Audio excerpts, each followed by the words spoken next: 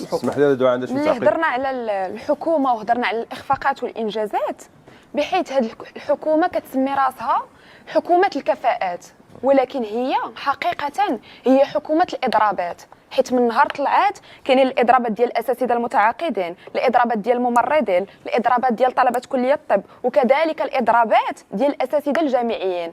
دونك نرجعوا للشباب ديال لا جينيراسيون زد، راه ماشي بوحدهم اللي خرجوا. وما نساوش ديال الساكنه ديال سيدي بوغماز ايت بوغماز بان راه خرجوا شيوخ، خرجوا شباب، خرجوا صغار باش كيطالبوا بالماء والضوء. بحيث حنا كشباب جينيراسيون زد راه كنطلبوا بعدا بالصحه والتعليم والعيش الكريم ومحاربه الفساد، وهما راه كيطالبوا غير المينيموم، الحد الادنى والريزو باش يوصل الاس ام اس ديال الدعم. ونقدروا نعطيو امثله وكيف ما عطاوهم كاملين بان ارتفاع معدلات البطاله خاصه بين حاملي الشواهد العليا، وعتاني تدهور الصحه والتعليم. وكذلك بغيت نعطي واحد النقطه، حنا منين كنهضروا على التعليم راه مثلا حنا كنهضروا باسم ولاد الشعب. ولاد الشعب بواتهم ما عندهمش فلوس باش يمشيو ويخلصوا عليهم جوج ديال الاجازات في كندا ويخرجوا مسؤولين وكيتباهوا بها قدام الصحافه وقدام الملأ. بمعنى واش كتستفز المواطن؟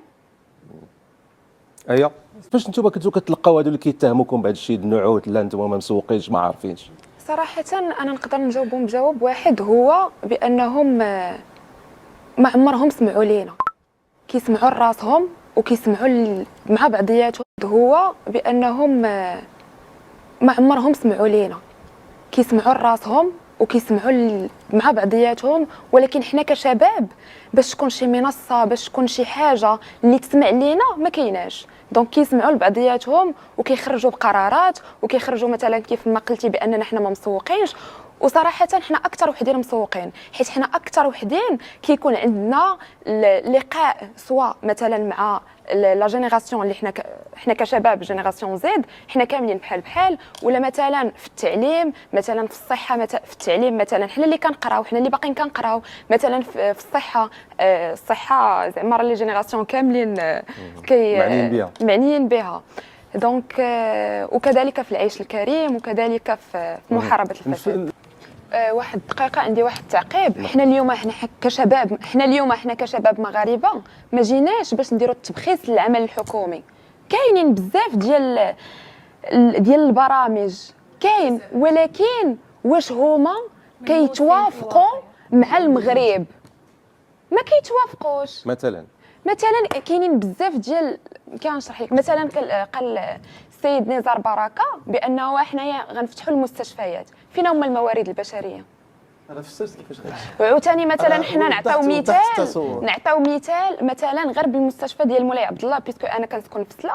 مثلا ها هو المستشفى كاين مع الدخله كيف ما قالت باننا كنلقاو المشكل مع السيكوريتي. ابخي كندخلوا الماتيريال ما كاينش، بعدا نشوفوا داكشي اللي عندنا وعاد نعاودوا نحلوا مستشفيات. ماشي حنايا عندنا مشكل وكنخسروا ميزانيه صحاح على المستشفيات وما كاينش. ما كتكفيش البنايه والتجهيزات، خاص حنايا خاصنا على ارض الواقع خاصنا نلمسوا داكشي. ها حنا درنا اون فان كونت يا غيان. علاش؟ حيت حنا كمواطنين وحنا كشباب منين كنمشيو ما كنلقاوش داكشي اللي كيقولوا. حنا معاكم راه كديروا، ولكن حنا ما كنشوفوش. حيت حنايا ماشي حنا كاملين عايشين وسط وطن، كاملين عايشين وسط الشعب ولكن الفئه الشعبيه هي اللي كتكون قريبه لهذا الشيء اللي كيتغير وما كتلمسش داك الشيء اللي اييه. منين كنهضروا على المسؤوليه راه خاصنا نوجهوها لجميع اعضاء ديال الحكومه، من الاغلبيه للاقليه اللي خلص يودي بهذا المفهوم. هذه من جهه. ثاني حاجه بانهم مهم ماشي كاملين، ولكن شي وحدين منهم خرجوا بواحد الجرأه واعترفوا. مثلا السيده فاطمه المنصوري خرجت واعترفت على الفشل ديالهم، بانه الاعتراف بالفشل انا اش غنبقى ندير؟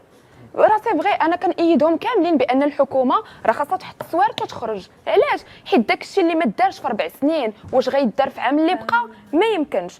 عاوتاني بغيت نهضر على بان هاد لا جينيراسيون زاد وهاد الشباب اللي خرج يحتج بطريقه سلميه، بانهم راه ما بداوش في الجامعات وما بداوش داخل حركه. هاد الحركات ما بداوش مثلا في حركات اكزاكتومون الوسائل التقليديه ديال الحركه الطلابيه، الشبيبات، الجمعيات. اكزاكتومون. وعاوتاني غنهضروا على الثقه، بان احنا كشباب ما بقيناش كنثيقوا في الحكومه في البرلمان. هذا الشيء كامل علاش؟ هذا هو الدور ديال دور الشباب وديال الشبيبات الحزبيه. فينا هما الشبيبات الحزبيه؟ انا ما كنعممش، كاينين شبيبات حزبيه اللي دايرين خدمتهم، ودور الشباب فينا هو. وعاوتاني كذلك انا كشابه كنبغي نوجه ميساج للشباب بحالي بانهم السياسه خاصكم تمارسوها، ولا ما مارستوهاش غتمارس عليكم. عندي واحد التعقيب على السيد نزار بركه الامين العام لحزب الاستقلال. قال لنا مرحبا. شكرا. قال لنا باننا حنايا بغينا نسمعوكم وبغينا نتصنتوا لكم زعما في الانتخابات ديال 2026. لا ما قلتش انتخابات الاستفهام، اسمح لي.